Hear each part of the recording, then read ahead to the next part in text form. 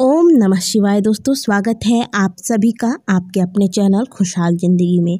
दोस्तों हम अपने चैनल पे प्रतिदिन आपकी समस्याओं से जुड़े हुए उपायों के वीडियोस अपलोड करते हैं, जिन्हें अगर आप अपने जीवन में उतारते हैं तो इससे आपके जीवन के बहुत सारी समस्याएं समाप्त होती है, आपके जीवन के रास्ते सुगम बनते हैं।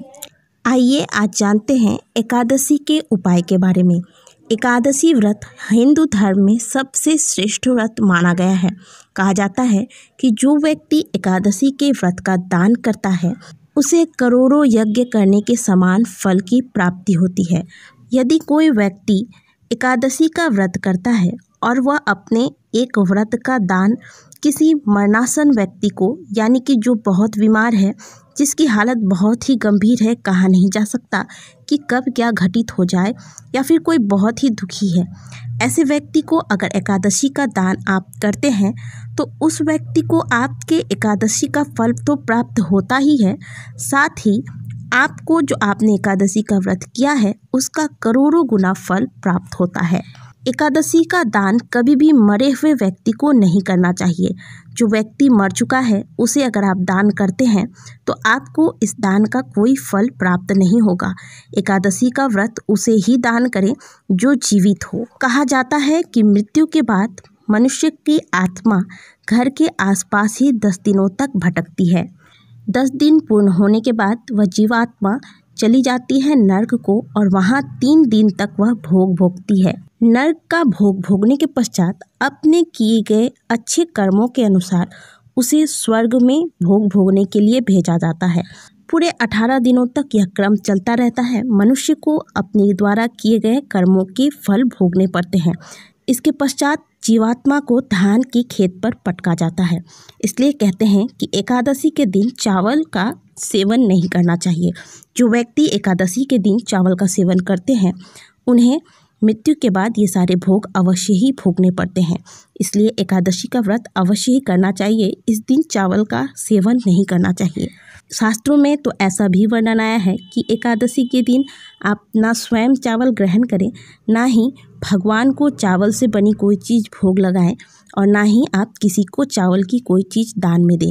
परंतु एकादशी का पूरा फल प्राप्त करने के लिए आपको द्वादशी के दिन चावल का सेवन अवश्य करना चाहिए, क्योंकि व्यक्ति को जब धान के खेत में पटका जाता है तो उस धान को जीव जब खाते हैं तो अगर कौवा खाता है तो वह कौवे के रूप में जन्म लेता है, कोई जानवर खाता है तो जानवर के रूप में जन्म लेता है, अगर मनुष्य ग्रहण करता है तो वह मनुष्य की योनि में जन्म लेता है।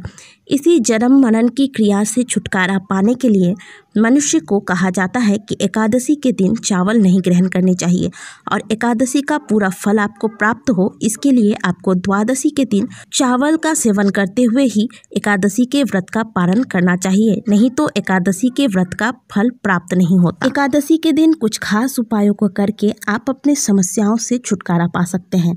तो आइए जानते हैं आज का उपाय। यदि आपके घर में धन संबंधी समस्याएं हो रही हैं, धन आता है लेकिन टिकता नहीं है, किसी न किसी बहाने से खर्च हो जाता है, कोई आया धन मांगा और ले गया लेकिन वापस कर ही नहीं रहा है, या फिर और भी बहुत सारी धन संबंधी समस्याएं आ रही हैं, ऐसे में आप एकादशी के दिन एक पात्र में गंगा जल भर लें, उसमें आप 7 बेल पत्ते रखें।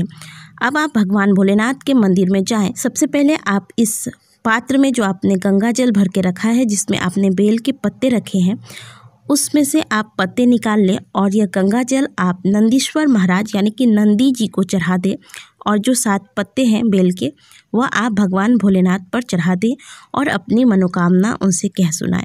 ऐसा करने से आपके जीवन में धन संबंधी समस्याएं समाप्त होती हैं। इसके अलावा एकादशी के दिन भगवान विष्णु के सामने शाम के वक्त आप घी का दीपक अवश्य लगाएं। इससे भी आपके जीवन की धन संबंधी समस्याएं समाप्त होती हैं। दोस्तों यदि आपको हमारे द्वारा दी गई जानकारी अच्छी लगी है तो वीडियो को लाइक करना ना भूलें। कमेंट बॉक्स में ओम नमः शिवाय अवश्य लिखें। मिलते हैं अगले वीडियो में, तब तक के लिए ओम नमः शिवाय। हर हर महादेव।